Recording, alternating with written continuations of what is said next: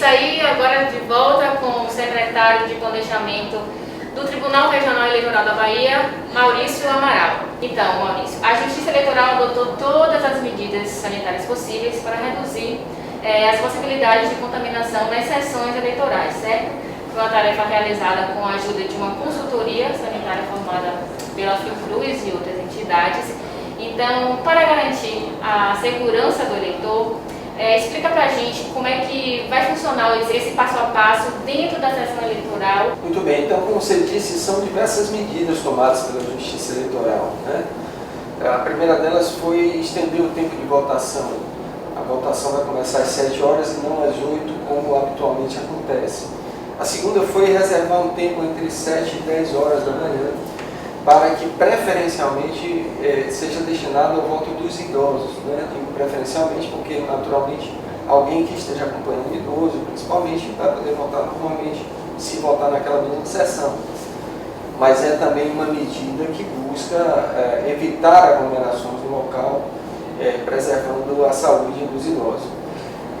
Há uma outra medida de fundamental importância, que foi a dispensa do uso da biometria. Muito em boa hora, a Justiça Eleitoral decidiu não usar a identificação biométrica nessa eleição, porque nós sabemos que a identificação biométrica torna o processo eleitoral mais seguro, porém torna também mais lenta a identificação do eleitor.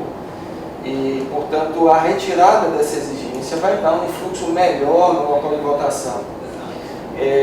Além dessas medidas, há também um protocolo a ser seguido dentro da sessão eleitoral, como você mencionou, que consiste, primeiro, em exigir que o eleitor só entre no local de votação usando máscara.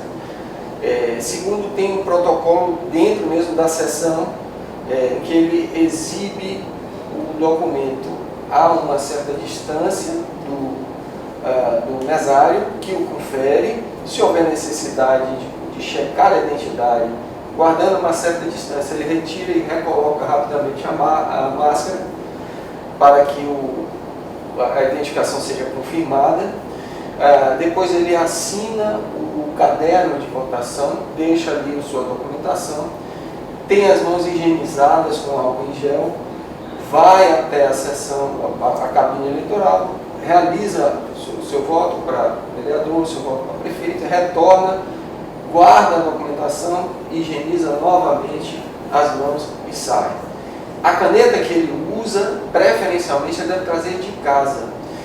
Se isso não acontecer, ele vai usar também uma caneta que tem na sessão, que é higienizada antes e depois do uso, mas é um elemento a mais de contato externo que ele deve evitar e trazer, portanto, sua própria caneta.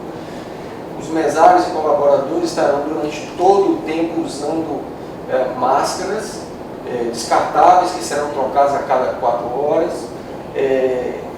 álcool em gel individualizado para cada mesário e um álcool para a higienização do eleitor e também um álcool líquido para a higienização do local, né?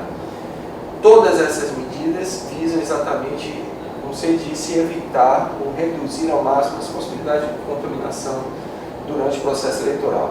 Há um distanciamento natural na fila, que já é o que a gente já se acostumou a fazer, não só em eleição, mas em outras ocasiões, né? E, por fim, uma medida de importância salutar, que é preciso ser observado por todos, que é o eleitor que estiver fora do seu domicílio eleitoral, que normalmente procura uma sessão eleitoral qualquer para realizar a sua justificativa no dia da eleição. Este ano não deve fazer isso. Ele deve baixar o aplicativo e-título e fazer a sua justificativa diretamente no aplicativo sem sair de casa.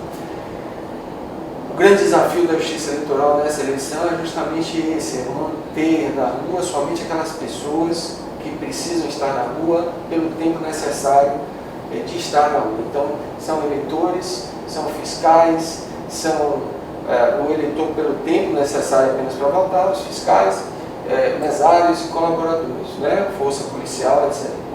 Mas aquele eleitor que está fora do seu domicílio deve ficar em casa e fazer a justificativa utilizando o e-título. Em caso de o eleitor do mesário ter algum sintoma da Covid, no dia da eleição, na véspera, qualquer coisa assim, deve evitar sair de casa também. O mesário deve comunicar imediatamente ao cartório eleitoral para que providencie a substituição dele, e o eleitor deve fazer a justificativa posteriormente. Nesse caso, o eleitor não conseguirá, se estiver no seu domicílio eleitoral, justificar no próprio dia da eleição. Aí só no dia seguinte, a partir daí, ele conseguirá fazer essa justificativa utilizando também o e-título. É isso. Nesse sentido, então, o e-título, né, que é o título digital, ele é importante, né, não só para pegar outras informações de sessão, de zona, como também de segurança para o eleitor, porque ele vai servir como um documento de identificação, porque contém a foto, e poderá ser mostrado, né, à distância, não é isso? É verdade. O e-título ele tem caminhado para se tornar uma espécie de central de serviços virtual da Justiça Eleitoral, né?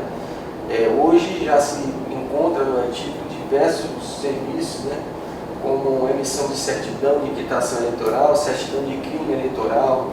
Ele dá uma identificação, é um documento oficial com fotografia, né? Ele informa o local de votação atualizado, porque a gente teve na Bahia muitas mudanças de local de votação, não de local de votação, mas de sessão eleitoral dentro do próprio local de eleitores. Cerca de 1.600.000 eleitores tiveram sua sessão modificada, e o e-título informa isso de forma atualizada, exatamente com a sessão que o eleitor vai votar. Ele informa também para terceiros, o portador do e-título pode ajudar alguém da família, algum amigo que não saiba, não lembre, não tenha certeza do número de sua sessão, ele pode consultar e ajudar essas pessoas. Ele relata uma série de notícias de fake news, desmistificando uma ou outra notícia, enfim. É uma central de serviço que tende a cada vez mais aumentar os serviços prestados.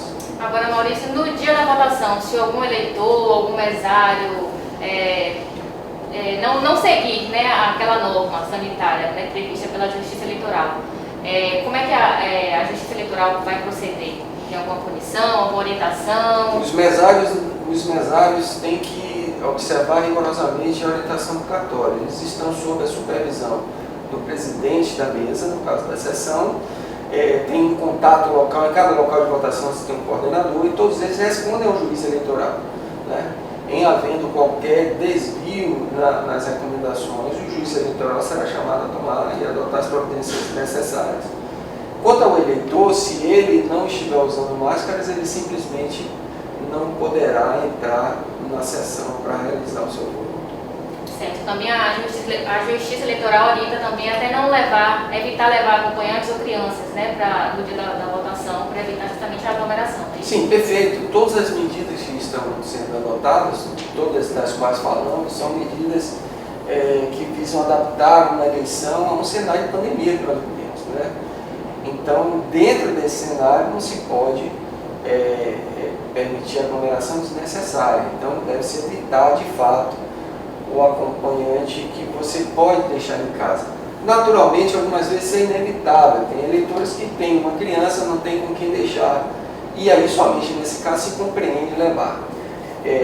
Mas sendo possível, não comparecer com acompanhantes. Para a gente finalizar, gostaria que você deixasse um recado, né, para o eleitor, confirmando e reforçando que vai ser seguro a eleição. Todas essas medidas foram tomadas pensando em assegurar ao eleitor a segurança necessária para realizar o seu direito de votar no dia 15 de novembro. É um dia muito importante, a eleição municipal, a eleição muito mais próxima do eleitor, né? Isso se revela, por exemplo, dos índices de abstenção, que são sempre menores do que na eleição geral. A eleição de prefeito termina envolvendo a comunidade de uma maneira diferente, porque é mais próximo, os candidatos são muito mais próximos de cada um. Isso faz com que o interesse naturalmente cresça, né? Veja você que um dos grandes desafios da Justiça Eleitoral tem sido justamente evitar aglomerações nas campanhas. Tal é o grau de envolvimento do eleitorado nessa eleição. Então, a mensagem de que é importante a participação consciente do eleitor, não fazer aglomeração, não sair de casa senão pelo tempo necessário de votar, mas que não deixe de exercer esse direito, que é também um dever de escolher os seus representantes que governarão suas cidades pelos próximos 4 anos. Maurício, muito obrigada pela sua participação, certo? Pelos esclarecimentos. A gente fica por aqui e é com vocês aí do estúdio.